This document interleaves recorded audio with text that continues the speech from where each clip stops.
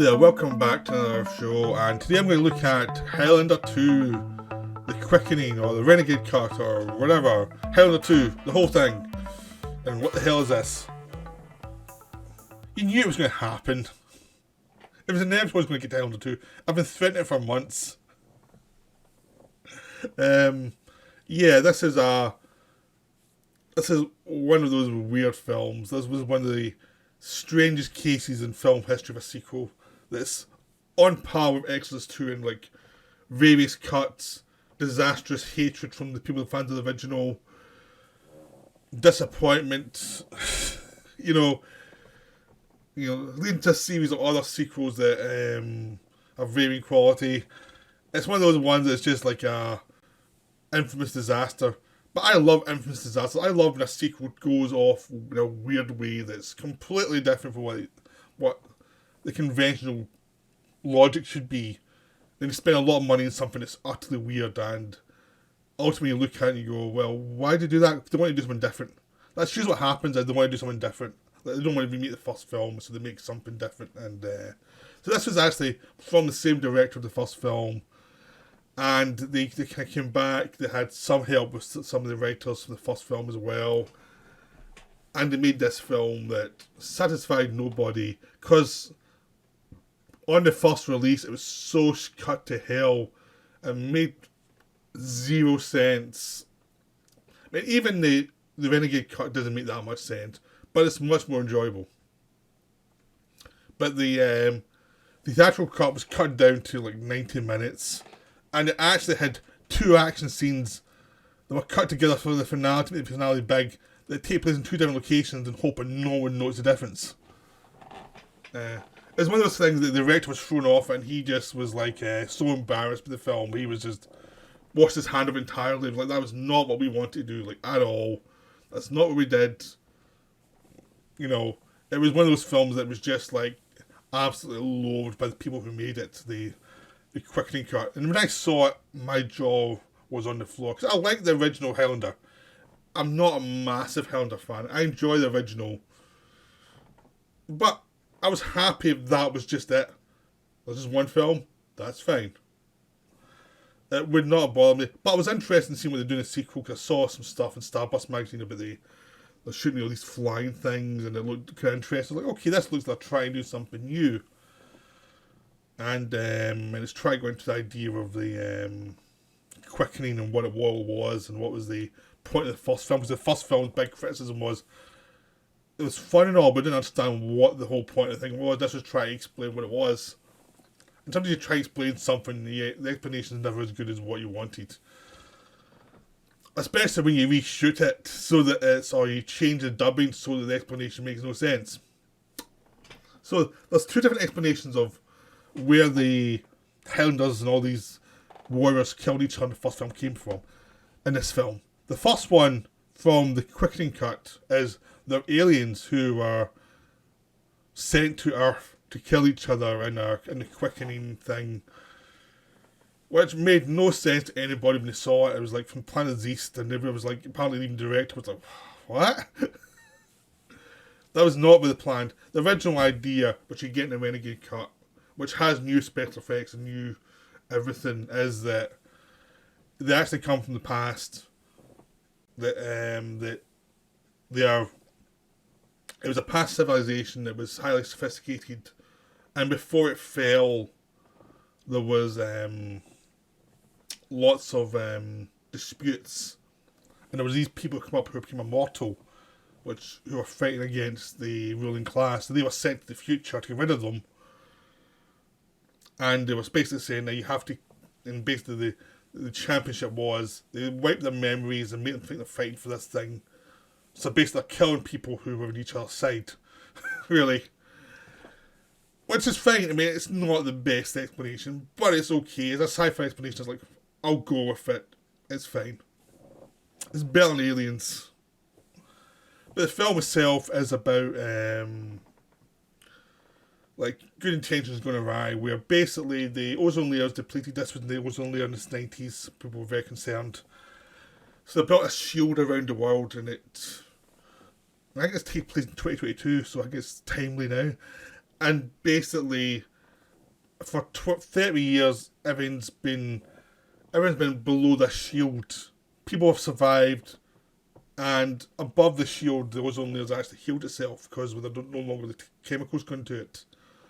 All the chemicals have stayed below the line and into the cities. So everyone's pretty much depleted, depressed, tired. It's a hell. It's a living hell. But they've actually, because the shield is built because there was only a come through and were burning people to death with cancer.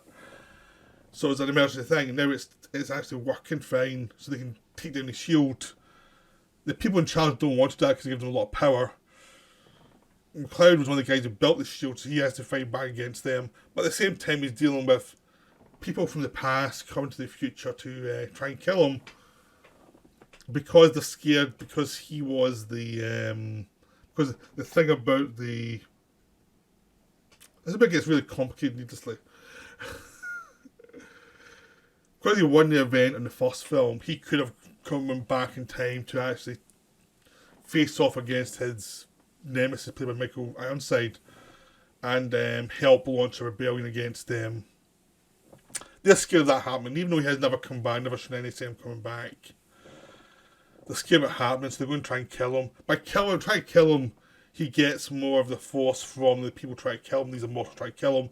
So he started off as an old man, he becomes young again. Then Michael Ironside has to go back from the past to the future to try and kill him. It's all silly. But the film's silly. But in a Renegade cut, it's silly in a good way. It's silly in a sense of, okay, this is a 90s film with 90s special effects. There's a lot of silliness involved in it, but it's kind of enjoyable because at least it kind of makes sense for what it is, which is a big comic book movie.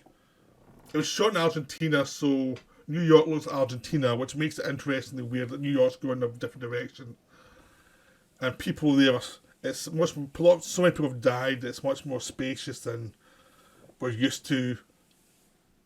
And you've on all these massive sets, you actually have these big sword fights and these people flying and these like hoverboard things going on, and you have all these old-fashioned cars getting blown up at the same time, and it's just really strange. Then you have a guy from the past coming to the future. I mean, you actually can see the future from the past, so he knows a lot of references and things, and it's odd and it's comic booky and it's silly in a comic booky way, but it's enjoyable. The Renegade version is enjoyable. It's fun and silly. Also, it does not have scenes that are cut together that were never meant to be. Which does make, so it makes more sense. So the both action scenes are taken apart. One's put in the middle where it should have been in the first place, because it's basically the villain and the hero fighting the first time, and there's the hero escapes then the second time. So after that, he's then been hunted down. After that, that's the story. So it makes more sense. And in the end, the fight scene is quick, but he kills the villain and he saves the world. It makes sense. They actually went back and shot a chase scene that they meant to have shot, but never had a chance to shoot at the time because they were over budget. So the actors actually came back for no money to do it, just to get this final version done properly, the way it should have been. So that was nice of them. And it makes more sense. They actually go out and you can see that everything's been solved, the problems have been solved, so they can actually blow up this shield and everything's fine. And the environmentalist terrorists in the film, led by Virginia Madsen, are there. Virginia Madsen's good. She's always good, really. And even though her part is kind of stupid a lot of the time, she makes it work even though the part's not particularly well written. But the idea of environmental terrorists, which we now have in the real world, so they come up with this in the 80s and 90s. So that's a nice little touch. And she turns out to be right, and ends up the environmental thing works a lot better now than it did then, because we're now in an environmental problem world where it's like, yeah, you shouldn't pollute the world, there's going to be a consequence, and the corporations actually are just trying to stop people from changing things. It actually kind of works a lot better now because people are like, that wasn't bullshit anymore, is it? So that helps the film a bit. But basically, it's a big comic book movie. It's a big, dumb comic book movie. That's all it is. Even the Renegade version, which is the better version, still has lots of stupid stuff. But at least the scenes are where they should be. And it jumps back and forward in time still. This time from the far past, from them in the far past, because Sean Connery comes back. You see him as a rebel with McLeod before they are sent to the future. He's brought back from the dead for a short time, has some lame jokes, ends up arriving at the place to help McLeod out, then dies pretty quickly for no reason. It's one of those things like the villain, Michael Ironside should have killed him as the villain.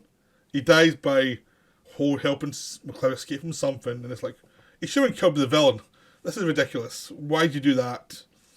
All you had to do is have them go into a place where the villain was waiting for them, and the villain kills them, and he holds them off and they escape. That would have been much more satisfying. It's one of those things like, what are we doing? But Connery's fine. The jokes are lame, but he seems to have a good time for the short time he was in the film. Him and Lambert seem to enjoy playing off each other. The film in the Renegade version is fun. Again, it's still stupid. It's still astonishingly stupid in lots of ways. But it works as a comic book movie. It works for, this is a 90s comic book movie. You know exactly what that means. You know. It's not the abomination or the quickening cut, which is just like, the quickening cut is so bad you're watching it, you're just losing the will to live when you watch it, because it's so incomprehensible. And when you actually see the Renegade cut, it's like, oh, those scenes actually do make sense now. It's like, because before it just feels like it's bits are cut together, like, we'll put it together here, and it's like, and there's no rhythm to it, there's no narrative function to it, and it's like, and Michael Ironside is going way over the top for most of it, and it's like, he's still going over the top in the Renegade cut because it's longer, it's more spread out in the film. It's a bit more understandable, so the performances have a bit more room to breathe, even though they are comic booky. But it works a lot better. But I'm not recommending Renegade Cut though, because if you don't like this film, you're still not going to like the film. But if you like Highlander and want to give the second one a chance, the way it was kind of meant to be, at least to see it, it's worth checking out. If you love it, you're probably still not going to like it, because it is a weird film. They are trying to do some completely different things. They're trying to do a sci-fi comic book movie rather than a romantic movie about a guy going through time. You know, it's a different type of movie. So that's what you've got in this film. So I hope this video's got your interest of what this film was meant to be. It's still a mess though, but there's a video. You notice how hard it was to explain this film, even in the other version, in the newer version. It still gets so many plot lines. It still gets so many things. There's opera sequences going back and forward in the past and the future. Because you get the past sequences and took out an opera scene, which is actually quite nicely done. It's like, it's why this cuts better. Is like those kind of weird stuff that you had from the first film are back in here. Like you cut back and forward in time in a more elegant way. It's just a more mood to it that actually works better. It's not just cutting in weird random scenes. But it is weird. It's genuinely weird. So I hope you enjoyed this, and I'll be back soon after taking a few weeks off. Bye for now.